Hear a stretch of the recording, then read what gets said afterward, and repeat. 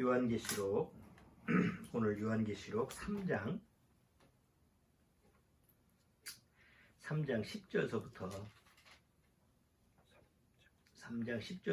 13절까지 우리가 빌라델비아 교회에 대해서 지난번 같이 한번 교제를 나눈 적이 있는데 다시 한번 그 안에 내용이 있어서 그 내용을 오늘 한번 다시 확인해 보려고 이 기주를 좀 선택을 했어요. 10절, 자 10절서부터 13절까지 같이 한번 읽어보죠. 내가 나의 인내의 말씀을 지켰은즉 내가 또한 너를 지키어 시험의 때를 면하게 하리니 이는 장차 온 세상에 임하여 땅에 거하는 자들을 시험할 때라. 내가 속히 임하리니 내가 가진 것을 굳게 잡아 아무나 내 멸류관을 빼앗지 못하게 하라. 이기는 자는 내 하나님 성전에 기둥이 되게 하리니 그가 결코 다시 나가지 아니하리라. 내가 하나님의 이름과 하나님의 성 곧 하늘에서 내 하나님께로부터 내려오는 새 예루살렘의 이름과 나의 새 이름을 그 위에 기록하리라. 귀 있는 자는 성령이 교회들에게 하시는 말씀을 들을지어다. 자, 우리 잠깐 기도드리고 시작하도록 하겠습니다. 하나님 아버지 감사합니다. 이 마지막 때 믿음의 가정들이 그리스도 안에서 하나님 앞에 참된 예배를 드릴 수 있도록 주님께서 허락하셨습니다. 그리스도 안에 있는 이 귀한 가정들이 오늘 주님 앞에 예배를 드렸을 때 정말 하나님이 원하시는 신령과 진정으로 드려지는 그런 예배가 될 수 있도록 주님께서 이끌어 주옵소서. 구원받았다고 하면서 하나님 앞에서 예배를 경시하는 그런 어리석음을 취하지 않도록 주님께서 그 말씀으로 일깨워 주옵소서. 정말 이 마지막 때 항상 주님 앞에 기도하고 주님께 예배드리고 주님의 영광을 경배하는 그런 그리스도의 신부된 자세를 항상 취할 수 있도록 주님께서 우리 안에서 말씀으로 강하게 붙들어 주옵소서. 예수님의 이름으로 기도리옵나이다. 아멘. 자, 오늘 이제 다루고 싶은 그런 내용은 이제 우리가 지난주에 휴거가 됐을 때 떠난 자와 남은 자가 누구냐라는 부분을 우리가 잠깐 같이 다뤄봤는데, 휴거 후에 남은 자들은 이제 7년대 환란이라고 하는 부분을 이제 겪게 되죠. 그래서 성경에서 보면 이제 7년대 환란이라고 하는 것이 구체적으로 나와 있어요. 휴거에 대해서는 뭐 여러 가지 해석이 있어요. 환란 전에 휴거가 된다, 또 환란 중에 휴거가 된다, 아니면 또 환란 후에 휴거가 된다, 휴거가 없다, 뭐 이렇게 해서 여러 가지 의견이 신학자들 간에도 이렇게 좀 불일치해요. 근데 7년대 환란에 대해서는 별 부딪힘이 없어요. 왜냐하면 성경을 통해서 7년대 환란은 워낙 상세하게 명확하게 이게 기록이 되기 때문에 대부분의 신학자들도 7년대 환란에 대해서 뭐 있다 없다 뭐 그런 부분에 대해서 논란을 하지 않아요. 또 보통 교회에서 7년대 환란 이것은 다 기정사실로 가르치고 있죠. 왜냐하면 다니엘서에 보면 70일이라고 하는 게 나오는데 그 다니엘서 70일에 대해서 이제 해석을 해보면 요한계시록에서 나오는 내용하고 그대로 일치가 되는 거예요. 그러니까 그걸 부정하거나 부인할 수가 없는 거죠. 근데 오늘 이제 본문에서 빌라델비아 교회에게 이제 그 성령님이 말씀을 하시는데, 그 빌라델비아 교회 성도들은 지금 우리 신약 시대에 구원받은 거듭난 그런 성도들의 대표적인 모습이죠. 적은 믿음으로 사단을 이기는 그런 능력, 그래서 하나님 앞에서 칭찬을 받는 그런 성도들이 빌라델비아 교회 성도들인데, 그 빌라델비아 교회 그 성도들한테 약속을 하나 하는데, 그게 뭐냐면 시험의 때를 면하게 해주겠다, 이렇게 말씀을 해요. 또 어떤 사람들은 이걸 해석을 갖다가 시험의 때를 면하게 해준다라는 것은 뭐 헬라어로까지 끄집어내가지고 그 시험의 때를 뭐 잘 겪게 해준다, 잘 감당하게 해준다, 뭐 이렇게 해석을 하는 경우가 있는데 여기 요한계시록 빌라델비아 교회에서 나오는 것은 시험의 때를 잘 겪게 해준다는 게 아니고 면하게 해준다라고 하는 것은 아예 피하게 해준다. 그러니까 시험의 때를 겪지 않게 해준다라고 하는 그 해석이 성경적인 해석입니다. 여기 그래서 왜냐하면 11절에 보면 그 시험을 누구한테 해주냐면 땅에 거하는 자들을 시험할 때라라고 해요. 땅에 거하는 자. 7년대 환란에서 이 세상에 사는 모든 사람들한테 시험할 때라고 그랬어요. 그게 이제 7년대 환란이에요. 자, 그런데 오늘 다루고 싶은 것은 7년대 환란을 왜 굳이 시험의 때라고 했을까? 이런 부분을 같이 한번 다뤄보려고 해요. 왜 굳이 성경에서는 7년대 환란을 시험에 뭘 시험한다는 건지, 누가 시험한다는 건지 이런 부분을 같이 한번 살펴봐야만이 왜 구원받은 성도들을 이 시험의 때에 겪지 않고 미리 데려가시는가라는 것을 우리가 잘 받아들일 수가 있어요. 소화할 수가 있지요. 7년대 환란이라고 하는 것은 성경에서 전 3년 반, 후 3년 반 이렇게 둘로 나눠져요. 그래서 전 3년 반은 환란 기간은 환란 기간인데 후 3년 반보다는 그렇게 심각하지가 않아요. 근데 후 3년 반은 준 지옥이나 마찬가지예요.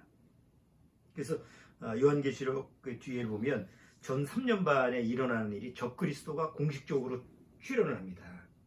그래서 적그리스도가 이 세상을 자기 그 손아귀에 다 통제하기 위해서 전쟁을 만약에 말을 안 들으면 무력으로 제압을 하죠. 그런 게 이제 전쟁이에요.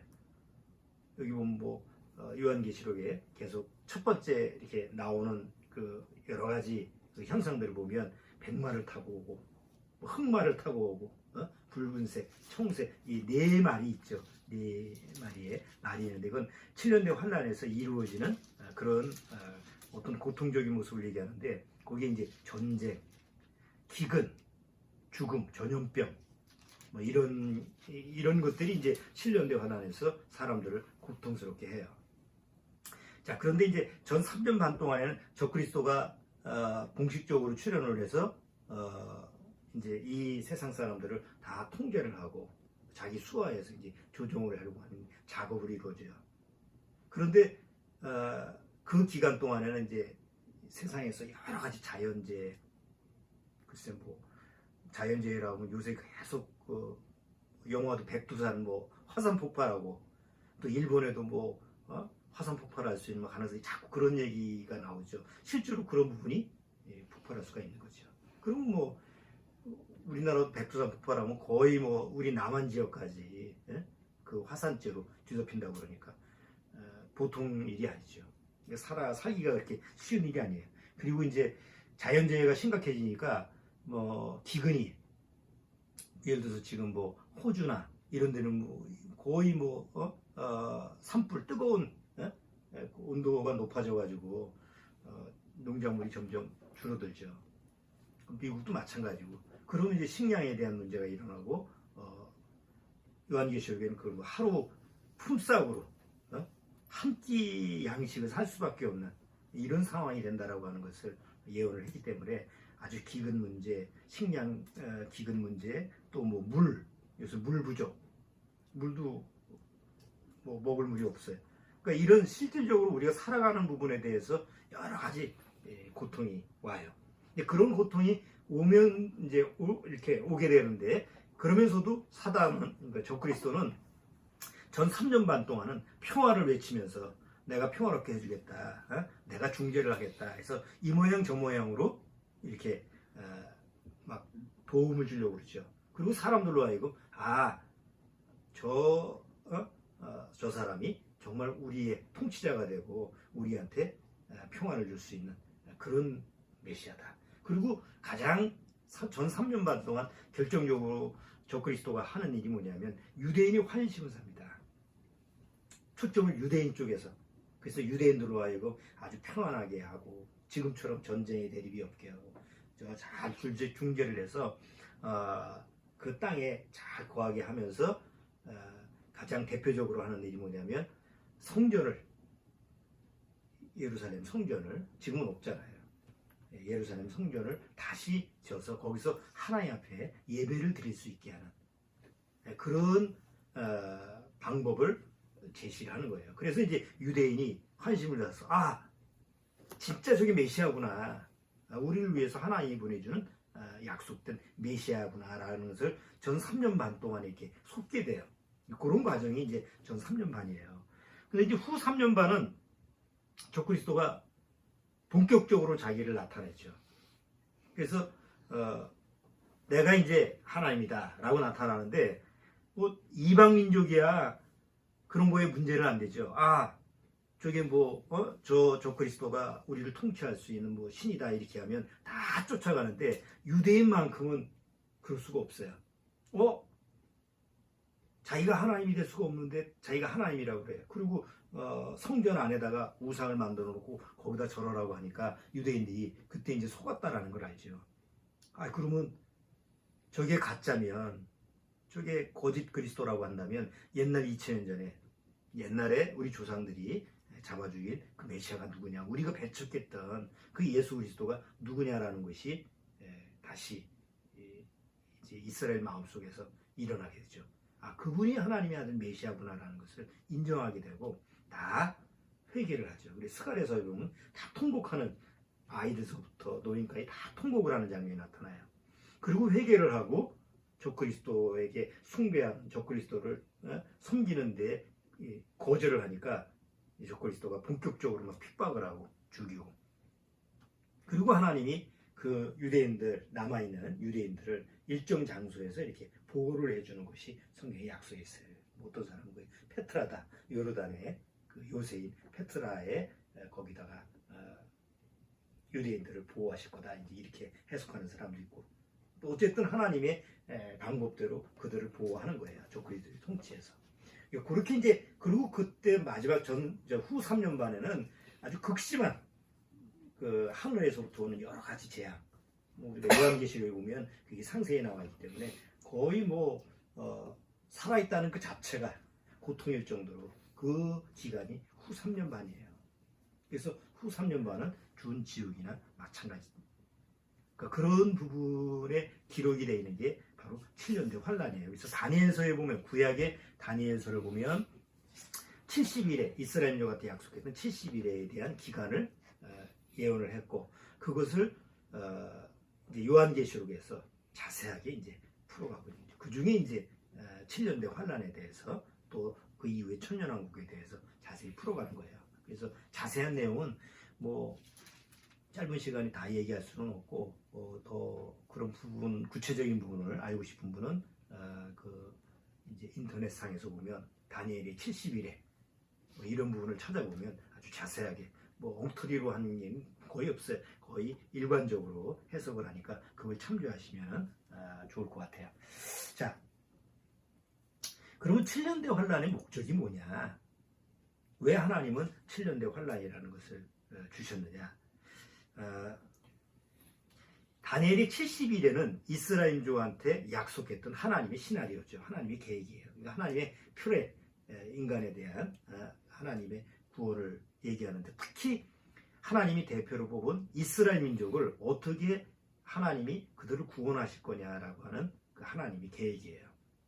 그래서 70일이라고 하는 것이 한 일회가 7년으로 해서 490년이잖아요.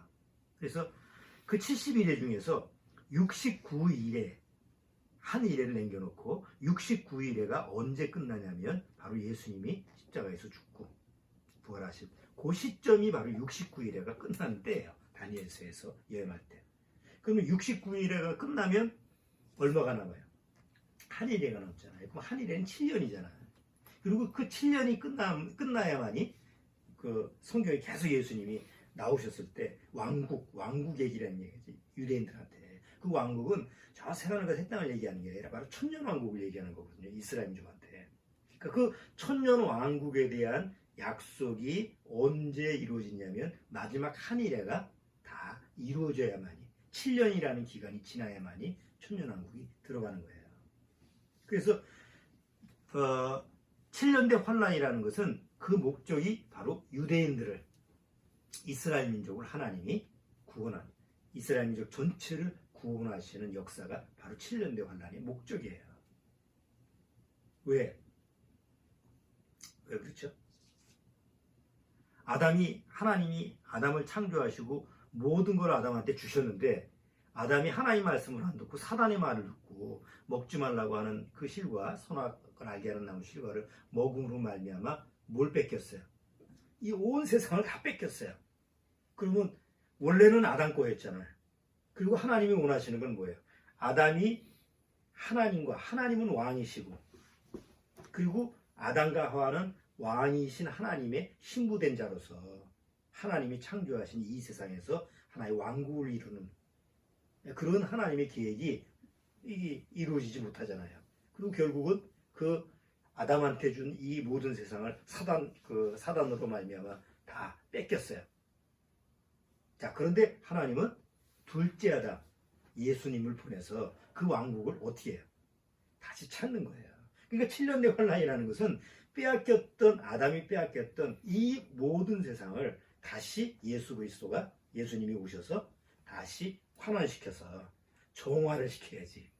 죄로 다 덮여졌으니까 온 땅이 그렇잖아요. 쓰레기 더미에다가 이거 재생을 할 수가 없으니까. 그래서 왕이신 예수님이 오셔서 사단한테 빼앗겼던 그 왕국을 다시 찾으셔서 거기서 하나님을 대적했던 모든 무리들을 다 심판해버리고 사단까지도 다 처리를 하고 그 다음에 정화를 시켜서 이제 예수 그리스도가 왕이 되셔서 다시 왕국을 이루시는 1000년 동안 왕국을 이루시는 이런 목적이 바로 7년대 환란이라는. 자, 이 구체적으로 자세한 내용은 이제 앞으로 요한계시록 할 때 다시 한번 다뤄보도록 하고 오늘 주제에 맞춰서 왜 그러면 7년대 환란이 시험의 때라고 하셨을까? 왜 시험의 때를 면하게 해준다고 했을까? 만약에 하나님이 시험이라는 게 보통 우리가 학교에서 시험 많이 보잖아요. 또 면접 시험, 취직, 무슨 시험, 세상에 시험이 많잖아요. 그러면 우리가 시험하는 거는 왜 시험해요? 몰라서 시험하는 거죠. 그 상대방이 아는지 모르는지 모르잖아. 그래서 테스트를 해보는 거 아니에요. 자, 이 자동차가 잘 가는지 안 가는지 알면 테스트 할 필요 없는데, 이 자동차를 샀는데 이게 잘 가는지 문제가 없는지 시험을 해보잖아요. 물건을 사도. 네?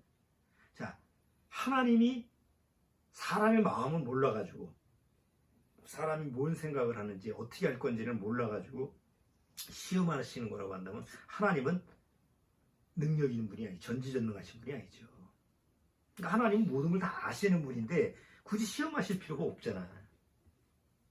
그럼 7년대 환란을 왜 시험했다라고 했을까? 뭘 시험한다고 했을까?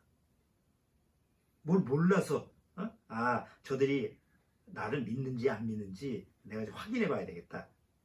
그러니까 휴거를 환란 속에서 내가 막 그런 고통 속에서 그런 핍박 속에서 내가 믿음을 지키면 하나님이 나를 휴거를 한다고 해석한 사람들이 있어요.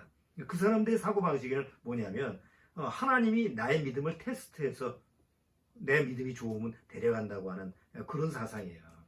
구원은 그런 원리가 아니죠. 내가 하나님 앞에서 잘 믿느냐 안 믿느냐 하나님이 모르셔. 그렇기 때문에 7년대 환란이라는 것은 하나님이 사람을 테스트하는 게 아니에요. 믿음이 있는지 없는지 테스트하는 것이 아니고 하나님께서 그 사람을 시험하는 목적은 첫 번째 목적은 하나님을 믿는 사람으로 하여금 그 사람이 가지고 있는 믿음이 그게 진짜 믿음인지 아니면 가짜 믿음인지 드러나게 하기 위해서 그런 거예요. 사람은 자기 자신이 진짜 믿음인지 가짜 믿음인지를 모르잖아. 대다수 많은 사람이 지금도 난 절대적으로 휴거를 동참할 거야. 난 휴거 시켜줄 거야. 휴거를 시켜줄 거야 라고 믿는 사람이 절대 다수예요. 기독교인들 중에서. 그들은 자기가 100% 갈 걸 믿는 사람들이에요. 의심의 여지가 없는 사람들이에요. 그렇지만 그거는 자기가 보는 관점이지 하나님이 보시는 관점에서는 아닐 수도 있다는 거지.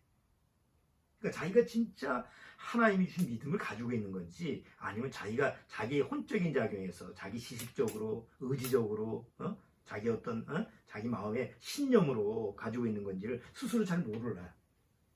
스스로 속일 수가 있는 거예요. 그래서 하나님은 그 사람으로 하여금 정말 하나님이 주신 믿음을 가지고 있는지 아닌지를 스스로 확증하게 하시기 위해서 시험을 해요.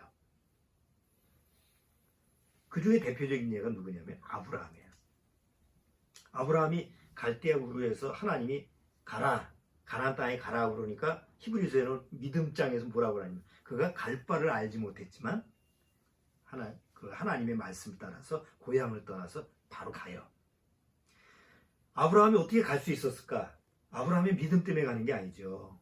아브라함은 우상을 섬겼던 사람인데 갑자기 하나님이 나타나서 너 가라 라고 했을 때 어떻게 언제 하나님을 믿을 시간이 있고 언제 하나님을 따를 그런 마음의 여유가 있었어요? 없죠. 하나님이 전적으로 아브라함한테 하나님 안에 있는 믿음을 줬기 때문에 따라간 거잖아요.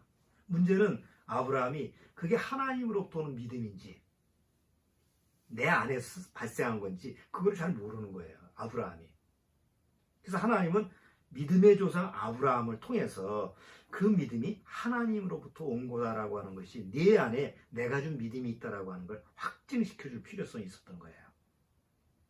자, 그래서 하나님이 아브라함한테 가나안 땅에 들어와서 살 때 하나님이 아브라함한테 약속을 하는데 아들을 준다는 약속을 하죠. 거의 한 80, 아브라함이 80살 뭐 그 정도 돼서 이제 하나님이 아브라함한테 나타나셔서 내가 너한테 아들을 준다. 씨를 주겠다. 이렇게 약속을 하는데 몇 해가 지나도 80세니까 하나님이 그 말을 하니까 아브라함이 뭐라고 그래요? 나는 됐고 난 늙었으니까 됐고요. 우리 종 저 다메섹 엘리에살한테 상속권을 줄 거예요. 이렇게 이제 자기 생각을 얘기하는 거예요. 하나님이 아니다. 네 몸에서 아들이 날 거다. 그럼 바로 줘야 되는데 한참 지나도 자식이 없어. 자식을 안 주시는 거야. 그래서 하갈이 사라가 참지 못해서 아이고 안 되겠습니다. 뭐 좀 방법을 모색해 봅시다 해서 자기가 데리고 있는 종 하갈을 통해서 이스마엘을 낳게 해요. 그게 86세예요. 그래서 아브라함 86세에 하갈을 통해서 이스마엘을 낳습니다. 그래서 이스마엘한테 하나님이 또 나타나서 내가 아들을 주겠다니까 이 이스마엘이나 상속 받게 할게요. 그러니까 아니다. 네 몸에서 나는 자가 네 아들이 될 거 상속을 받을 거다 이렇게 얘기해요. 그럼 바로 또 자식을 주셔야 되는데 99세까지 자식이 없는 거야. 하느님 아브라함한테 미치지. 그래서 아브라함의 99세, 사라의 나이 90세에 하나님이 다시 아브라함한테 나타나셔서 아들을 낳게 하겠다. 그래서 아브라함도 성경에 보면 뭐예요? 웃었고 나중에 사라도 웃죠. 아니 그건 하나님을 대적하는 마음이 아니고 지금 경수가 끊어지고 도저히 아이를 낳을 수가 없는 그런 무능력한 상태에서 하나님이 아들을 주신다고 그러니까 그건 뭐 상식적으로 웃을 수밖에 없지. 근데 실제로 아브라함이 100세 때 사라가 90세 때 아들을 낳아. 그래서 아브라함의 생각에는 이거는 내 의지적으로 내 노력으로 내 능력으로 낳는 거라고 생각을 할 수가 없죠. 뭐 사라는 성경에 안 나오니까 뭐 어떻게 생각할지 모르겠는데 아브라함은 적어도 이 아이는 하나님이 주신 아이다. 그럴 수밖에 없잖아. 100세의 아기를 낳는데 그걸 어떻게 자기가 낳은 아들이라고 생각할 수 있어. 하나님의 능력으로 사라의 태를 열어서 그렇게 낳지. 물론 사라가 그때도 굉장히 예뻤어요. 왜냐하면 그 전에 아비멜렉 이방 왕이 데려가서 자기 아내를 삼는다고 데려갔잖아. 90세 노인인데도 불구하고 그래 데려갈 정도라고 한다면 미모가 뛰어났던 건 사실인 것 같아요. 근데 어쨌든 하나님은 약속이 있으니까 모든 그 태를 닫았잖아. 여인들의 태를 닫아가지고 결국은 하나님의 약속에 아이를 낳게끔 하시는 하나님의 그 섭리가 쭉 나타나요. 자, 결국 낳았어요. 이제 그 성경학자 이스라엘 유대인 중에서 성경학자 중에 요세푸스라고 하는 사람이 있는데 이 요세푸스의 해석을 보면 이삭이 그 25살 정도 됐을 때 하나님 앞에 번제로 드려졌다고 그래요. 그 사람의 해석, 요세푸스라는 역사학자가 해석한 거니까 정확한 건 아니더라도, 그럼 어쨌든 간에 하나님이 아브라함 보고 내 아들 이삭을 나한테 번제로 드리라. 그럼 적어도 만 자랐을 때잖아. 애를 갖다가 광야로 데리고 같이 갔으니까. 그러니까 그 나이가 25살이라고 해도 하나님 앞에서 그 아이를 번제로 드린다고 한다면 아브라함 입장에서 생각해보세요. 다 장성해서 큰아들이야. 육으로 생각하면 드릴 수가 없잖아요. 근데 아브라함은 어떻게 해요? 하나님 말씀을 바로 듣자마자 바로 아이를 데리고 가서 번제사, 모리아산에 가서 이삭을 바쳐요. 자, 히브리서에서는 그걸 뭐라고 그래요? 믿음장에서 그걸 뭐라고 그래요? 여기 히브리서 한번 보세요. 히브리서 11장.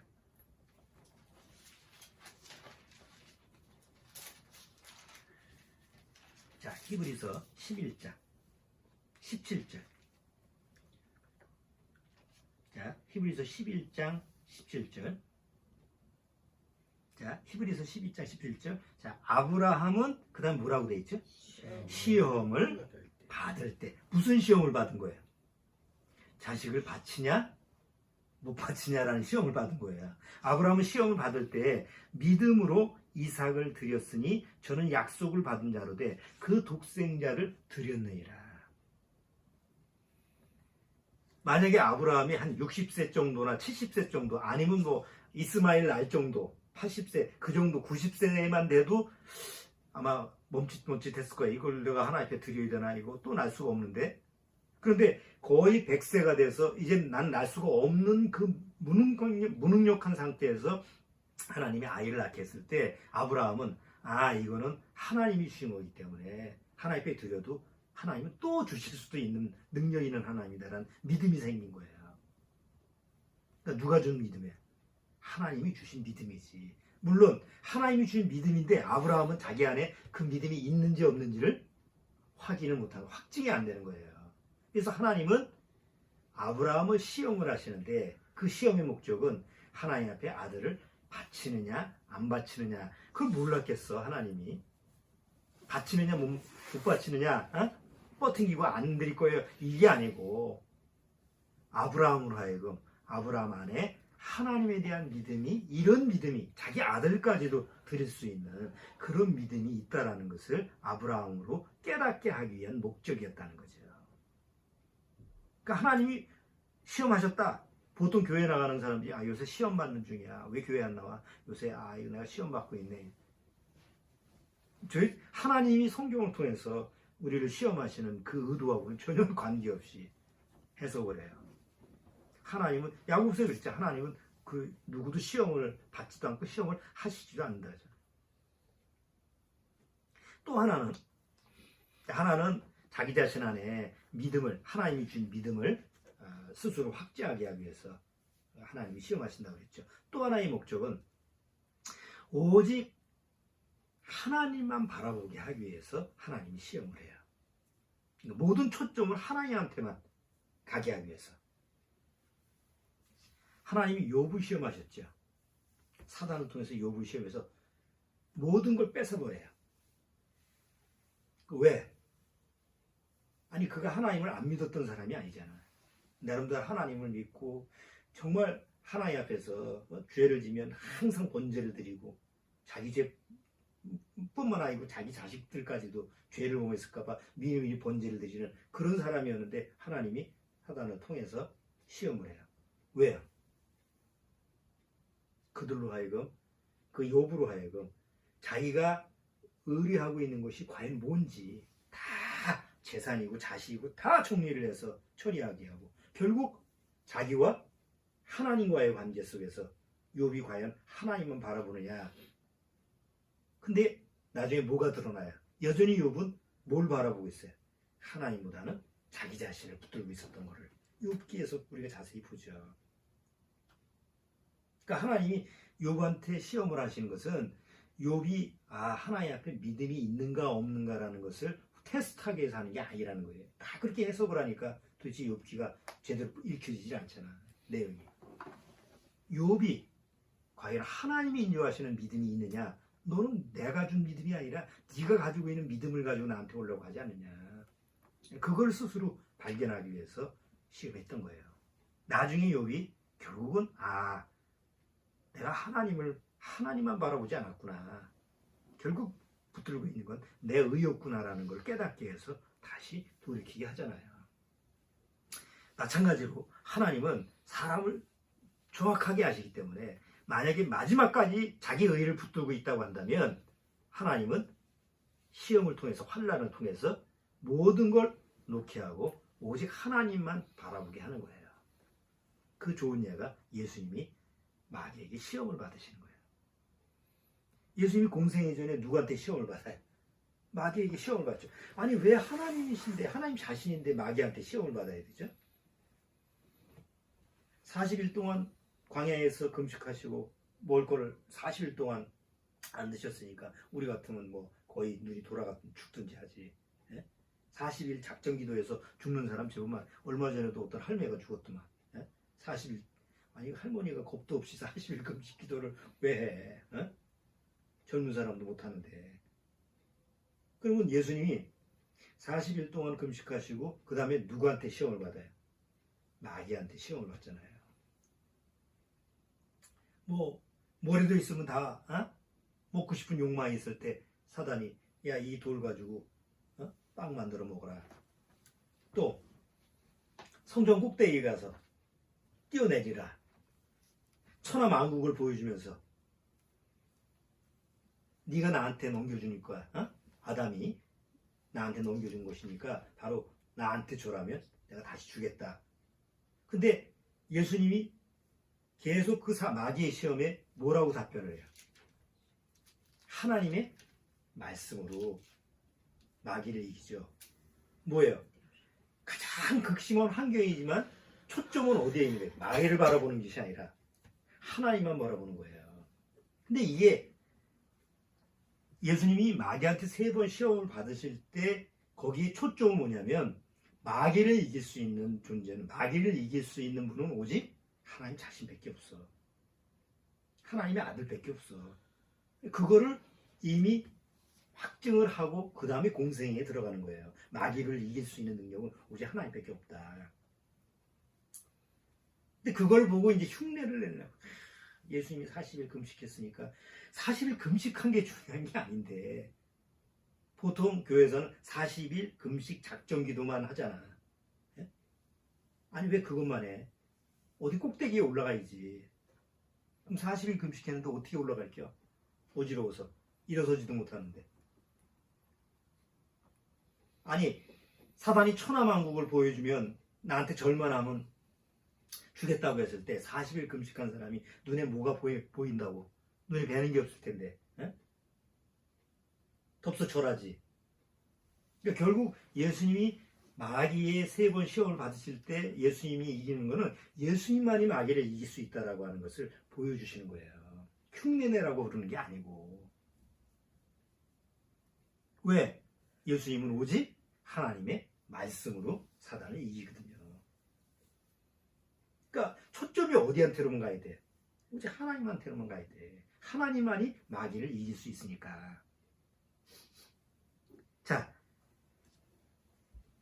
사도 바울이 복음을 전했을 때 사도 바울은 오직 구원받고 나서 그 다음에 복음 하나 전하기 위해서 뭐 온갖 고통과 역경과 핍박 또 죽음까지 죽음 지경까지 죽음 직전까지 가게 돼요. 그래서 고린도 후서에 보면 우리들이 복음을 전하는데 하나님은 우리를 죽음 지경까지 이렇게 몰고 가시더라. 그럼 우리 같은 불평이 나올 거 아니야. 아니 내가 내일 하는 것도 아니고 하나님만 하는데 왜 이런 고통을 주십니까? 이렇게 불평도 할 만한데 원망을 할 만한데 사도 바울이 깨달은 게 뭐예요? 하나님이 이런 죽음이라는 환경까지 마지막까지 가게 하신 것은 자기를 의리하지 말고 오직 죽었다가 다시 살릴 수 있는 그 하나님만 의뢰하게 하려 하심이라 라고 하는 말을 고린도 후서에다가 기록을 하죠. 한번 볼까요? 고린도 전서. 고린도 전서인지 후서인지 모르겠네. 고린도 후서. 1장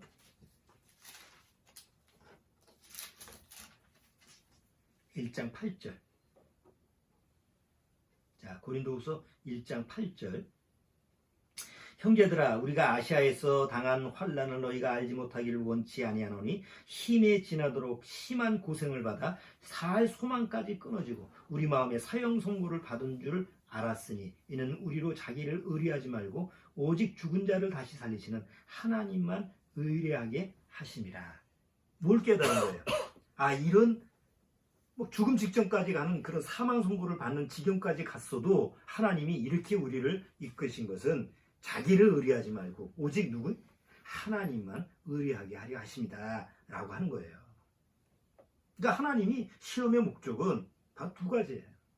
자기 자신의 믿음이 과연 자기 안에서 나온 스스로 만든 믿음인지 하나님으로부터 온 믿음인지 이것을 스스로 확증하게 하고, 또 하나는 모든 것을 배제하고 버리고 오직 하나님만 의뢰하게 하기 위해서 이렇게 시험하시는 거예요. 자, 그러면 이제 오늘 우리가 다루고 싶은 그 7년대의 환란이 왜 시험의 때라고 했을까? 이제 해답이 나오죠. 아까 7년대의 환란은 우선 누구를 구원하기 위한 시간이라고 했어요. 이방인이 아니라 일단 유대인들, 하나님이 약속된 이스라엘 백성을 구원하기 위한 바로 시간이 7년대 환란이에요. 우선 로마서에 보면 이방인의 충만한 수가 차기까지 유대인들은 더러 완악해진다고 그랬어요. 그러니까 이방인 중에서 하나님의 구원을 받는 그런 사람의 수가 다 차면 더 이상 이방인한테는 구원의 역사가 일어나지 않고 유대인들한테 구원이 일어날 거다라는 약속이죠. 그럼 그 이방인의 수가 충만한 수가 차는 게 언제냐면 7년대 환란 전이지. 왜? 이방인 중에서 구원받은 사람은 휴거를 받아서 가니까. 그럼 나머지 7년 동안은 뭐예요? 남은 이스라엘이 구원을 받는 시기인데, 문제는 이스라엘 민족이 하나님을 어떻게 받아들이고 있느냐.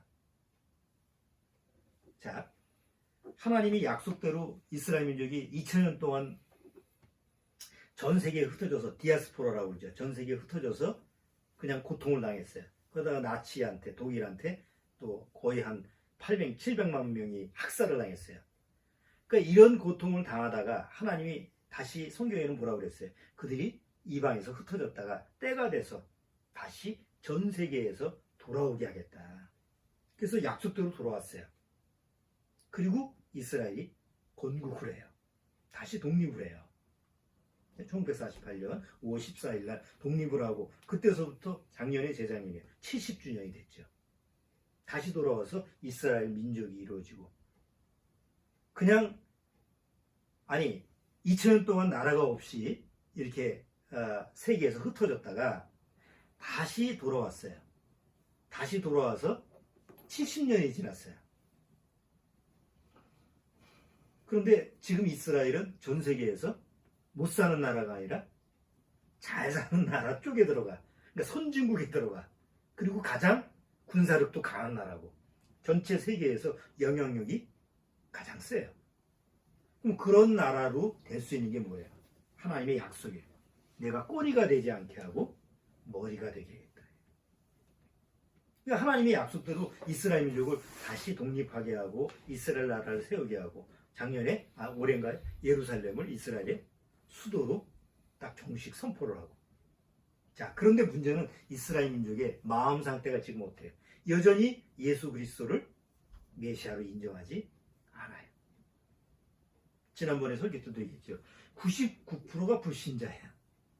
이스라엘이 거의 1000만 명이 되는데 어떻게 하나님을 믿는 게 아니고, 물론 거의 2000년 동안 나라 없이 방황하다 보니까 마음이 이스라엘 백성이라고 하지만 다시 이스라엘 땅에 살지만 하나님을 섬기는 사람들이 아니에요.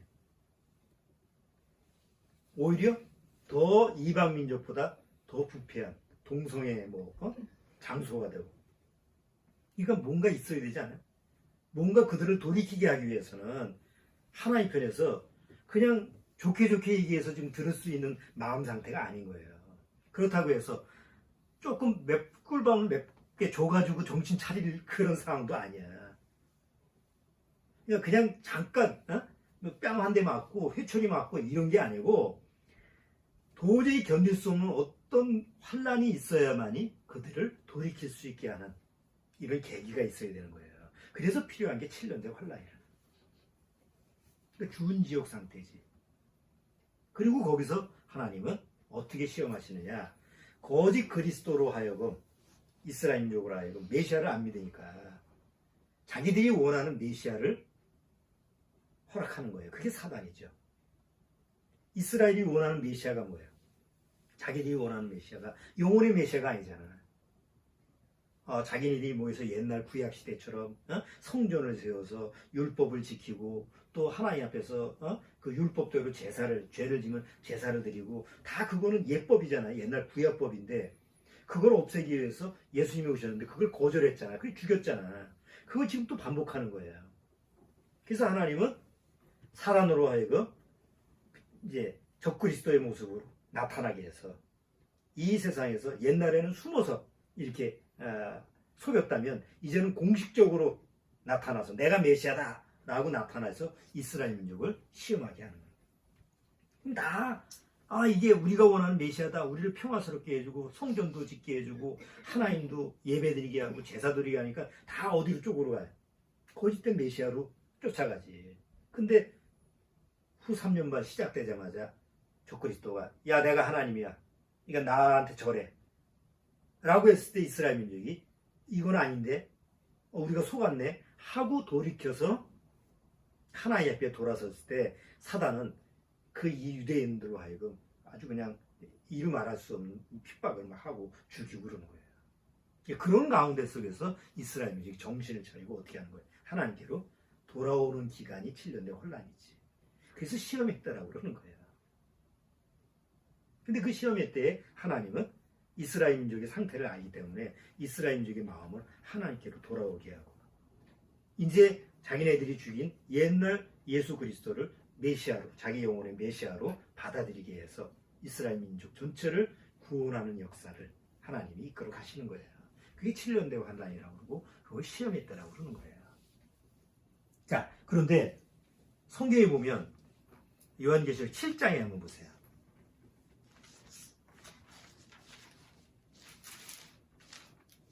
요한계시록 7장 9절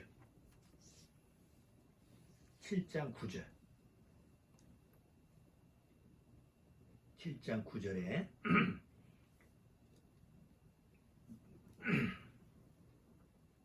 이 일 후에 내가 보니 각 나라와 족속과 백성과 방언에서 아무라도 능히 셀 수 없는 큰 무리가 흰 옷을 입고 손에 종려가지를 들고 보좌 앞과 어린 양 앞에 서서 큰 소리로 외쳐가로되 구원하심이 보좌에 앉으신 우리 하나님과 어린 양에게 있도다 하니 모든 천사가 보좌와 장로들과 내 생물의 주위에 섰다가 보좌 앞에 엎드려 얼굴을 대고 하나님께 경배하 가로되 아멘. 찬송과 영광과 지혜와 감사와 존귀와 능력과 힘이 우리 하나님 세세토록 있을지로다 아멘 하더라. 장로 중에 하나가 응답하여 내게 이르되 이 흰옷 입은 자들이 누구며 또 어디서 왔느냐. 이 장로는 누구의 대표예요?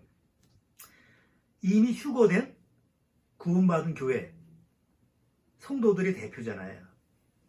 사도 요한이 하늘로 올라가는데 하나님의 보좌 옆에 24장로가 있었잖아. 그게 이제 교회의 대표들이라고 했지. 구원받은 성도들의.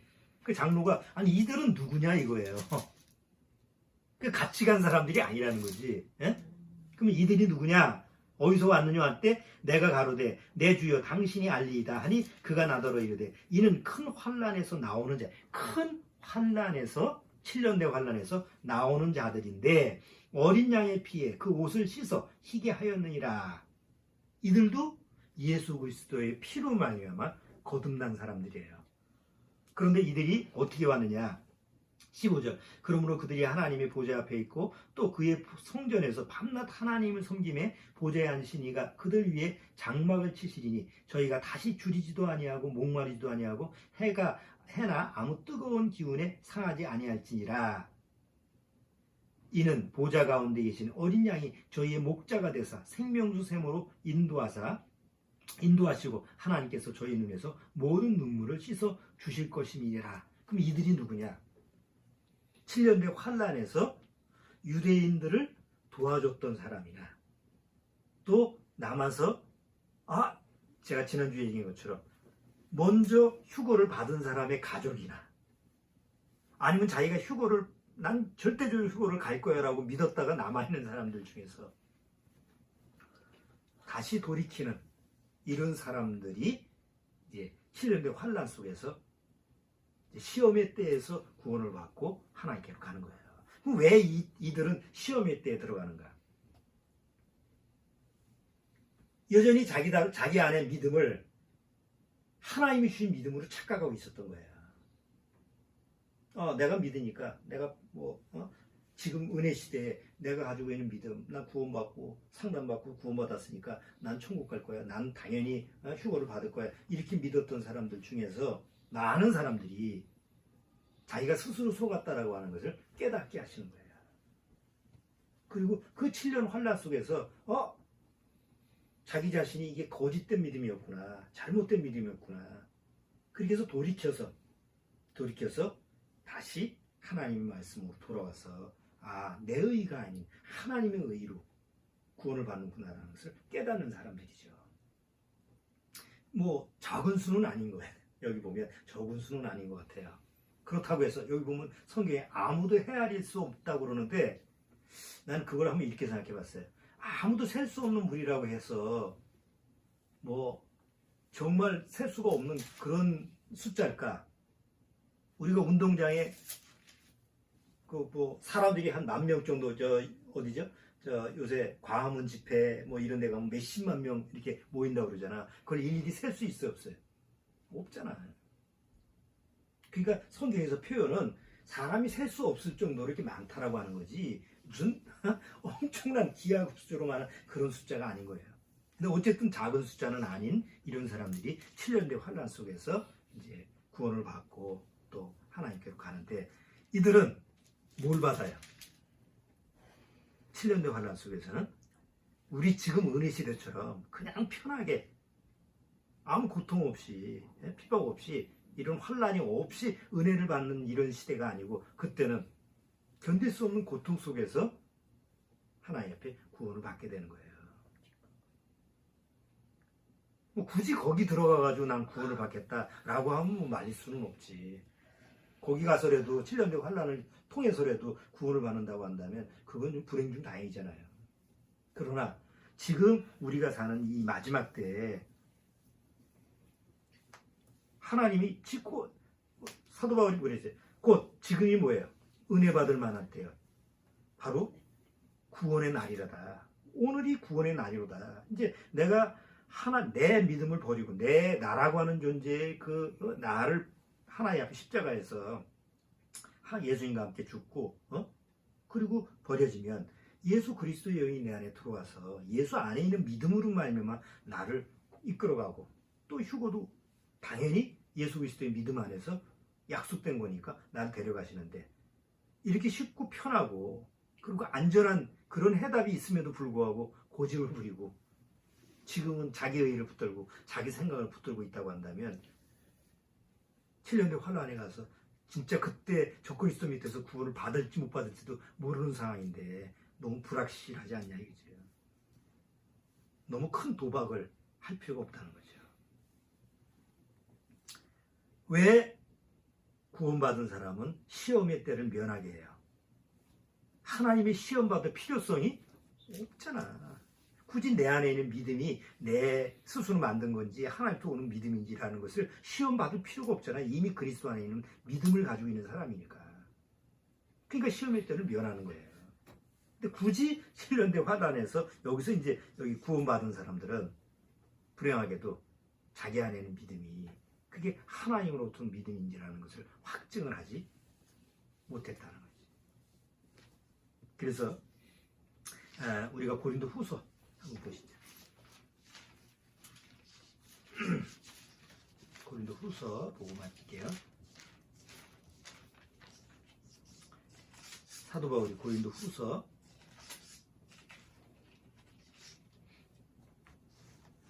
13장 고린도후서 13장